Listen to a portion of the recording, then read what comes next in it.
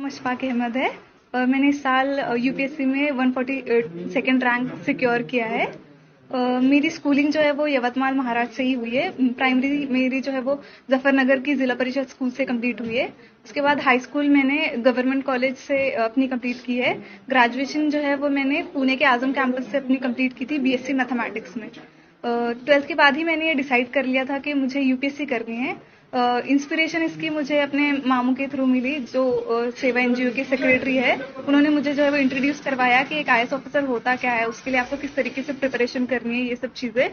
तो मैंने वहाँ से डिसाइड कर लिया था कि मुझे अब यूपीएससी करनी है। तो फिर ग्रेजुएशन के फ़ौरन बाद ही जो है वो मैंने अपनी प्रिपरेशन स्टार्ट कर दी थी यूपीएससी के लिए। पहले मैंने जो है वो अपना फर्स्ट अटेम्प्ट मुंबई से दिया था, हज हाउस से। सेकेंड अटेम्प्ट के लिए से मैं दिल्ली चली गई, जिसमें हमदर्द स्टडी सर्कल से जो है वो मैंने अपना सेकेंड अटेम्प्ट दिया।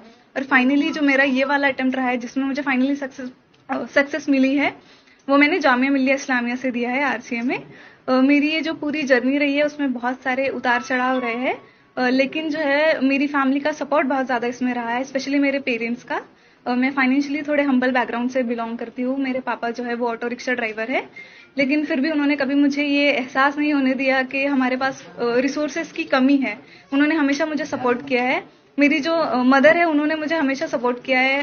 कहीं ना कहीं मैं जो एक पेट्रियार्कल सोसाइटी से बिलोंग करती हूँ, इसके बावजूद भी कभी मेरे पेरेंट्स ने मुझे ऐसा महसूस नहीं होने दिया कि तुम लड़की हो, तुम ये नहीं कर सकती।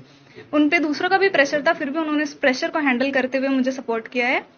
मेरी पूरी फैमिली, फ्रेंड्स, टीचर्स, सब ने मुझे इस जर्नी में जो है वो बहुत ज़्यादा सपोर्ट किया है। मैं अपनी प्रिपरेशन की बात करूँ तो ये मेरा 4th अटेम्प्ट था। तो इससे आप अंदाज़ा लगा सकते हैं कि जर्नी बहुत ज़्यादा डिफिकल्ट रही है। फेलियर्स बहुत सारे आए हैं इसमें, लेकिन मैंने इस जर्नी में एक चीज़ सीखी है कि आपको पेशेंस और कंसिस्टेंसी जो है वो कभी इन दोनों चीज़ों का साथ नहीं छोड़ना है। ये दोनों चीज़ें ही है जो आपको जो है वो आपकी डेस्टिनेशन तक पहुंचा सकती है। आपके पास फेलियर्स आएंगे, बहुत सारे आएंगे, लेकिन आपको उन फेलियर्स से सीखना है कि आपकी गलती कहाँ हो रही है और आगे बढ़ना है। तो मैं यही कहना चाहूंगी कि आप कभी ये मत सोचे कि आपने जो सपना देखा है वो पूरा होगा या नहीं। कभी कभार ऐसा होता है कि हमारे पास जो है वो बहुत सारे बैरियर्स होते हैं। कभी फाइनेंशियली जो है वो हम अच्छे स्ट्रांग बैकग्राउंड से बिलोंग नहीं करते, तो हम सोचते हैं हम कर नहीं पाएंगे, लेकिन कहीं ना कहीं से आपको सपोर्ट मिल ही जाता है। अगर मैं अपना एग्जाम्पल दूं तो जो सेवा एनजीओ है, उसके थ्रू जो है वो मुझे बहुत फाइनेंशियली सपोर्ट मिला है। इस तरह से मदद जो है वो आती रही है। मेरे पेरेंट्स ने मुझे हमेशा बहुत ज़्यादा सपोर्ट किया है। तो आपको कभी अपने सपने का जो है वो छोड़ नहीं देना चाहिए, उसके लिए हमेशा कोशिश करती रहनी चाहिए। और फेलियर्स चाहे जितने भी आए, आपको कभी उनसे डरना नहीं है। उसको एक सबक की तरह लेना है कि इससे आप कुछ सीख रहे हो, कुछ इम्प्रूव करने की आपके पास एक अपॉर्चुनिटी है, जिसको आप जो है वो अपनी लाइफ में अप्लाई करके आगे बढ़ सकते हो। जिला परिषद के स्कूल है, उसमें भी उर्दू मीडियम है। ऐसी परिस्थिति में हमेशा लोग सोचते हैं कि बड़े स्कूल होना चाहिए, अंग्रेजी में ही पढ़ना चाहिए। तो क्या लगता है इसमें?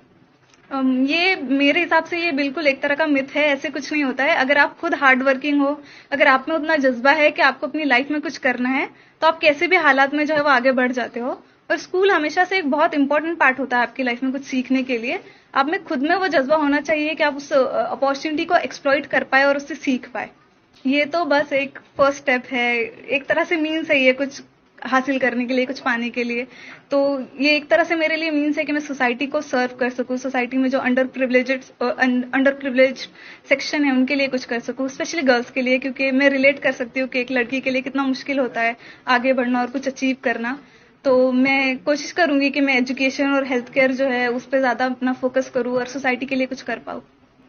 देखिए, ये सारी तो सेकेंडरी चीजें होती है। आपको खुद का घर चाहिए, पैसा चाहिए, ये सब होते हुए भी अगर आपके पास अपना खुद का ही कोई जज्बा नहीं है आगे बढ़ने का, आप में खुद में ही वो लगन नहीं है कुछ करने की, तो आप कुछ नहीं कर सकते। अगर आपके पास वो जज्बा है, अगर आप जो है वो हार्ड वर्किंग है, अगर आप सोचते हैं कि आप कुछ अचीव करना चाहते हैं और उसके लिए कोशिश करते हैं, तो फिर रिसोर्सेस तो कहीं ना कहीं से आ ही जाते हैं। हम ऐसी सोसाइटी में रहते हैं, इसके लिए हमें ग्रेट